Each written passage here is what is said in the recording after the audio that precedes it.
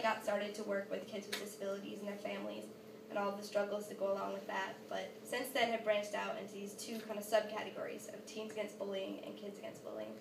And when I was younger and I kind of got into this whole Cambridge, Boston folk scene and started hanging out with all of these older musicians who were doing this for real but doing it their way and who were totally in it for the art and in it for saying something that was important to them, I always kind of had this idea that I really wanted to write songs about things that were real to me, but I never really knew what that was, because I wanted to write songs about my world, but my world was so kind of little at the time. And so then I got to middle school, and my world got a little bigger, and I had a friend that went through a really hard time with bullying, and went home and wrote a song about it. Not as much for her, but more about my own struggle and not knowing how to help her.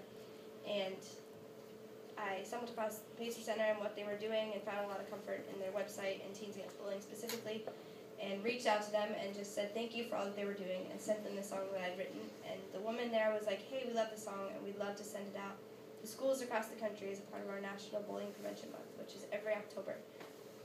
And so I got to work with them to come up with this toolkit that was all these questions and classroom discussion prompts to get kids thinking about bullying in a different way, using music and listening to the song and discussing what they felt about it and all of this cool stuff. And so that went out that year, and I spent most of 7th grade coming home from school getting like this overload of emails and messages and letters from kids all over the world telling me about how they've been bullied and how alone they felt and how their friends have been bullied and how they bullied other kids themselves. And the issue became 20 times more real to me and made me realize that maybe it's the very songs that are for me and I don't really plan on sharing with anyone that are the ones that need to be shared. And kind of made me realize that the best way for me to connect with people is to write about things that I really know. So to not be scared about writing about being a teenager and writing about being a kid, because I am, and I have been since I've been doing this. So, so my relationship with the Pacer Center continued, and when I was in 8th grade, I worked with them on a song called Stand Together of mine, and we did a similar toolkit. And then I got to this year / 9th grade / 10th grade, and I was kind of writing different songs because I was growing as an artist and writing about different things. And the Pacer Center was growing as an organization and focusing their ideas on different things, and we happened to kind of collide at the right place. And we made this two-song toolkit that has 2 of my songs. One's called Tribe and one's called Where the Artists Go, and I'll play Where the Artists Go later and talk about that. But the song Tribe that we worked on, I put on this brand new record that I just finished and was so proud of it. And I felt like it's one of the most honest things on there, and the most honest I've been with myself in my writing in a long time. And the song is basically about looking for a group of people who accept you for who you are and accept the things that make you different, but I could never figure out how to say that. And I always go into schools and I talk about the song, but I could never find the words for what it was actually about. And it's kind of one of those weird ones where you don't get it unless I introduce it. And so when we were making the album, I really wanted the record for you to be able to hold it in your hands and have something real there. Get a window into my thoughts other than just what you're hearing on the album. So I created this 20-page booklet, and I call it like the diary behind the songs. And it has lyrics and pictures and stories behind every song. And it's kind of like the window into my thought process while I was writing and recording each of them. And so I came up with this little write-up for Tribe, and have found that this is the only way I know how to introduce a song. So it's kind of weird and awkward, but I'm going to read this to you and then play the song. But let me grab my paper first. But this is Tribe. I know what it's like to want something different than everyone else around you, and to feel like the more you find yourself, the less of you they understand. I wrote this song about learning for myself that all we need to be is what makes us feel alive, and eventually we'll find our tribe, a group of people who will understand and don't want for us to be anything but ourselves. So many times I think all I've needed to hear is let it go, little girl. Let go of the ones who don't understand and hold out for the ones who do. Don't lose yourself in the search because your tribe is waiting. And once you find them, you'll know what it means to belong. This is called Tribe. Got my guitar still in drop key, so we're going to have our awkward moment between when I read you the heavy, depressing thing and then when I actually play the song. Alright, so just rewind a couple seconds there.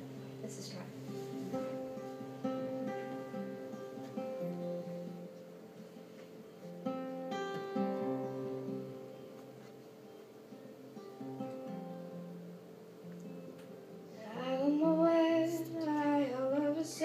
can't stop belonging here. With all of these faces I was one and the same, as I rearrange, they disappear, and no one knows me anymore. When I got tired of thinking like everybody else, I'd block my ears and whisper to myself, why don't you let it go, little girl? 'Cause what this world needs is for you to be exactly who you want.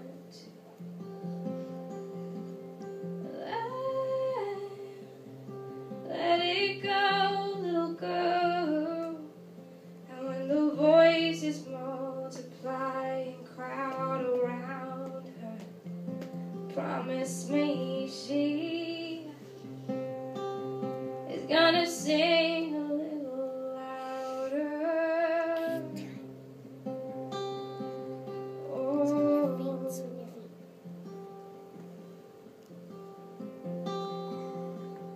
And so I've grown, come to know a different kind of home.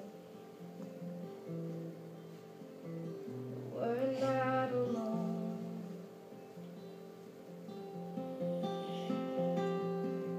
And you're not alone, never alone, little girl. You see our blue-blooded sparkles with this art and words written up and down our arms. So we are yours.